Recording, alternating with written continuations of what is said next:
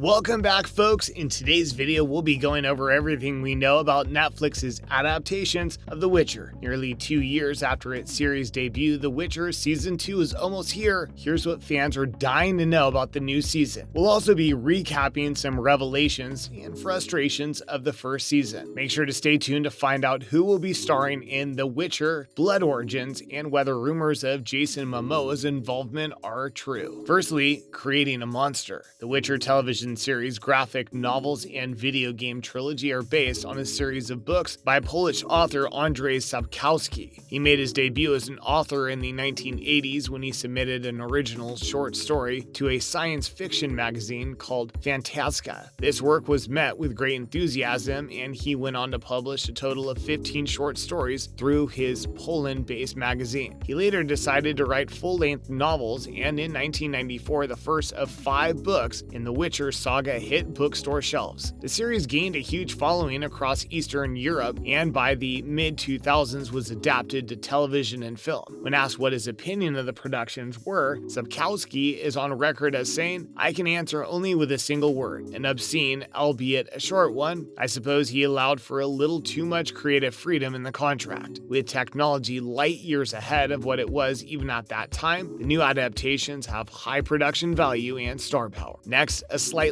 dizzying timeline. A polarizing aspect of the first season of The Witcher was the order in which things were presented. The events that conspire in the series are taken from multiple different books. Some viewers enjoyed having to figure out exactly what was happening, but others just felt lost, which is understandable because there are small context clues that, if missed, might make a particular interaction confusing. This can make shows hard to follow for people who have short attention spans because even just replying to a message could mean that they miss an important line. Screenwriters probably thought they were doing the audience a service by providing these clues, but some are just a little too subtle. Some scenes are also presented as if it should be obvious what's going on, and then the clues themselves throw the audience off. Good example of this would be Jaskier the Bard, who pops in and says things like, "I haven't seen you in 10 years, while somehow looking the same. When the timelines finally come together and converge, audiences are led to believe that Yennefer has perished. Her pivotal role in other works within the franchise, however, suggests that this will likely not be the last we see of her." So, are Yennefer and Geralt meant to be? We already know that Geralt and Ciri's destinies are intertwined, but it seems that Yennefer will play a huge part in Ciri's story as well. While still somewhat childlike, she is intimidated by her own powers. Yennefer's journey as harnessing her own strength would make her an ideal role model and teacher for the young princess. The romance between her and Geralt is genuine, but their relationship is tumultuous, and she feels extremely self-conscious about her feelings for him. In Geralt's struggle to save her from the TUDUM, he sacrifices his last wish for her survival, even after wasting the first 2. Audience members are left curious, wondering what exactly this last wish was and how it implicates their already complex love life. Despite proving his loyalty and devotion, she is still suspicious of him, wondering if her feelings are a result of powerful magic. One theory is that Geralt wished to have a baby with Yennefer, which we know would not be possible, creating a paradox. Another possibility is that he would have wished to die alongside her, which would make it so that the TUDUM would have to kill him. This is against one of the TUDUM commandments and again would result in Yennefer's life being saved. After overhearing the wish, Yennefer says to him, "Your wish. I don't know whether your such a wish can ever be fulfilled. I don't know whether there's such a force in nature that could fulfill such a wish. But if there is, then you've condemned yourself. Condemned yourself to me." While there could only be so many different possibilities, we have yet to know if the wish will ever get a big reveal. Now, The Witcher Blood Origins. I wonder if Netflix's version did Andrzej Sapkowski justice, or if he's still unsatisfied with the existing on-screen adaptations. One thing is certain, The Witcher is successful enough to be renewed for a second season before its first even aired. Not only that, but the prequel Blood Origins started production before the second season even came out. Talk about confidence. Declan de Barra is the creator of the show, who until recently wasn't exactly a household name. He had an opportunity to write one of the episodes of the original The Witcher series, which led to his immersing himself in the franchise. De Barra has said that Andrzej Sapkowski inspired the storytelling in the prequel, particularly the way in which he draws upon influences while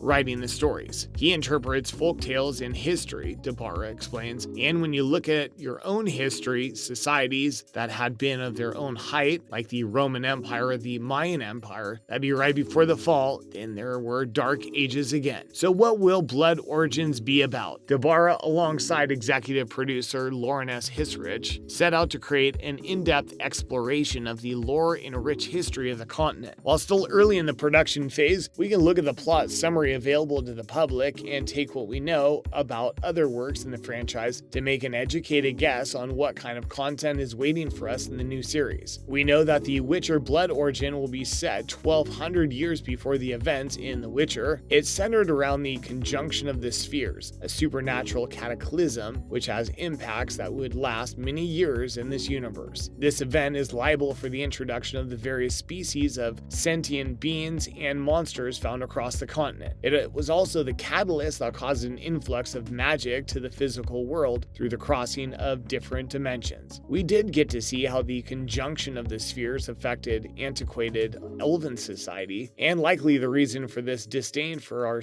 other species. Tensions mount amongst races as they clash, which ultimately lead to the destruction of the elves. But what do we get to see? Although the official release date of Blood Origins is still to be determined, fans have a whole new season of The Witcher coming to Netflix the 17th of December 2021. The Blood Origins screenplay has been finished since spring 2021, with co-creator Barra dropping hints on Twitter alongside photos of the first drafts of the 6-episode series. He shared his vague plot outline, which will probably be much more meaningful after the show's aired. 1 for sorrow, 2 for joy, 3 for vengeance, 4 to die, 5 for flame, 6 for a world untold, never the same again. Filming started in September 2021 and was originally being held in Iceland. After moving location to the UK, the cast and crew have been spotted filming outdoor fight scenes by nearby residences and journalists. Most monster-type characters and creatures are brought to life primarily through video effects, and onlookers often don't see much other than a lone actor fighting the air. Some video editing techniques require physical objects to be used in place of these elements, which are added post-production. It has been reported that some cast members were seen fighting huge structures that dwarf anything in the original series. Who will be making an appearance in the new series? Shang-Chi's star Michelle Yeoh will be the one to watch this season. She plays Skyen, the last member of a clan of deadly elven travelers. Yeoh's involvement in the project was exciting news to many, as she is a powerhouse who is best known for doing her own fight scenes. A real-life magical kung fu goddess. She first caught Hollywood's eye in the 90s after her performance in several successful martial arts films. Ang Lee's Crouching Tiger, Hidden Dragon landed her a BAFTA nomination in 2001 and was easily one of the best films released that year. She has worked with many notable martial artists, including the notable Jackie Chan. Although these celebrities are known best for acting, they have also genuinely trained to be deadly weapons. Her character, Skyen's heavy emotional baggage and deadly skills will certainly make for some fantastic battle scenes. Jason Momoa, whose career exploded after his work on Game of Thrones, was originally being eyed for the leading role as the continent's first Witcher. He plays fantasy characters extremely well as a rugged and usually very unshaven man. It's been confirmed that he will not be joining the cast, much to our disappointment. He is currently busy filming Aquaman and The Last Kingdom, sequel to Marvel's Aquaman. Even though we won't be seeing him in this one, his acting career doesn't seem to be dying down anytime soon. Thanks for watching. What do you think is going to happen in season 2 of The Witcher? Do you think Yennefer is gone for good, or will her and Geralt become parental figures for Ciri? Make sure to like, subscribe, and let us know what you think down below. Until next time.